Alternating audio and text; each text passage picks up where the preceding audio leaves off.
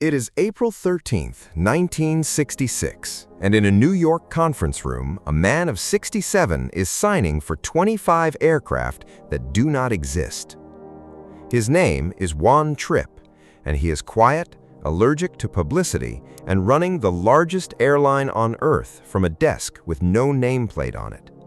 The order is worth $500 million, the largest in the history of commercial aviation.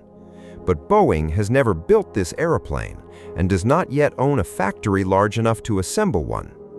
Despite that, Trippe signs. The aircraft will be called the 747, and it will do everything he asks of it. Yet within 20 years, it will help bury the company that ordered it. 25 years after this signature, Pan American World Airways is gone. Not shrunken, not merged, gone. So how does an airline that effectively owns the sky manage to lose it?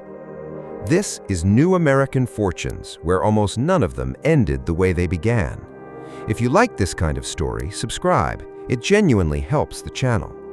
To understand what Trippe signed away that morning, you have to go back almost 40 years to a single sack of mail. On the 28th of October, 1927, a chartered seaplane lifted off from Key West, Florida, bound for Havana and carrying nothing but post. Pan American Airways was 9 days old that morning and owned no aircraft whatsoever. The plane belonged to somebody else. But it held something considerably rarer than a fleet, a United States mail contract and the exclusive right to fly it. Trippe had understood something his competitors had not. In aviation, the money was never really in the machines. It was in the permissions. Over the following decade, he collected them the way other men collect stamps, taking landing rights in Cuba, then Mexico, then Brazil, Chile, and Colombia. He negotiated directly with foreign governments, sometimes with dictators, and occasionally arrived in a capital before the American ambassador did. By 1935, he was flying the Pacific, where enormous flying boats called clippers crossed to Manila in 6 days. By 1939, he was flying the Atlantic as well. No American airline had ever done either, and the arrangement that made both possible is the one that would eventually prove fatal. Washington wanted a single strong American flag carrier abroad, rather than several weak ones squabbling for favors in front of foreign governments. So Pan Am became what aviation historians call the chosen instrument, the state's preferred airline overseas, shielded from American competition on every international route that mattered. The price of that protection was one line in the arrangement, and at the time it looked entirely harmless. Pan Am was not permitted to fly inside the United States. Not one domestic route in 50 years, not New York to Chicago, not Los Angeles to Denver, not anywhere. For 4 decades, this seemed a trivial thing to give up. Why would any airline want Cleveland when it already had Karachi? So Trippe built a world instead. 86 countries, every inhabited continent, hotels across Latin America, and a terminal at Idlewood shaped like a flying saucer.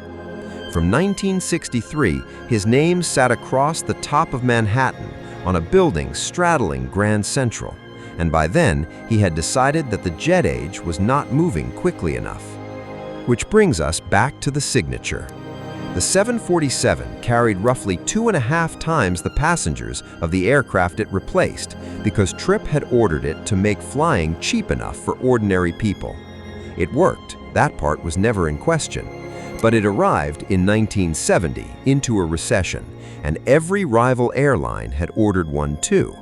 Suddenly, the Atlantic held far more seats than it had passengers, and the planes crossed it half empty. A half-empty jumbo burns very nearly as much fuel as a full one. Then, in 1973, the oil embargo quadrupled the price of that fuel in a matter of months, and Pan Am lost more money over the next 2 years than it had earned in the previous 10. And in 1978, Congress deregulated American aviation. Anyone could now fly anywhere. the protections came off, and every domestic carrier in the country was abruptly free to compete for the international routes Pan Am had spent 50 years assembling. Pan Am was free as well, free to fly domestically at last. But it had no domestic network to fly with, no hubs, and no regional traffic to pour into its own international departures. United, American, and Delta had spent those same 50 years building precisely that, and now they simply extended it out across the ocean. The protection that made Pan Am unbeatable abroad had also ensured it never learned to compete at home. What followed was less a collapse than an inventory being sold off, one piece at a time. In 1980, the Pan Am building went for $400 million. In 1985, the entire Pacific division, a quarter of the airline and the network Trip had risked everything to build, went to United for $750 million. In 1991, the transatlantic routes went to Delta, which became a major Atlantic carrier overnight. On the 4th of December 1991, Pan Am Flight 436 landed in Miami from Barbados, and it was the last one.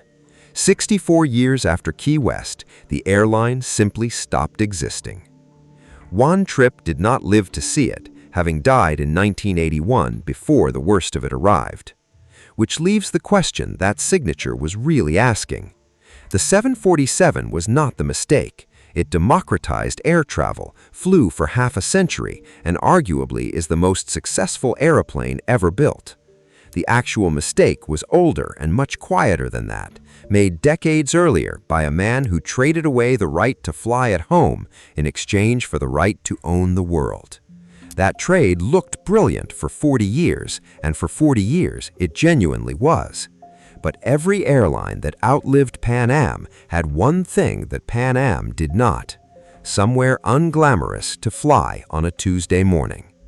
So picture him once more in that conference room in 1966, pen in hand, ordering an aircraft that did not yet exist for a world he was entirely certain would always be his. Was he wrong about the aeroplane? Not for a moment. He was wrong about the ground beneath it. If you ever flew Pan Am, tell us in the comments the route, the year, and whether you kept the ticket.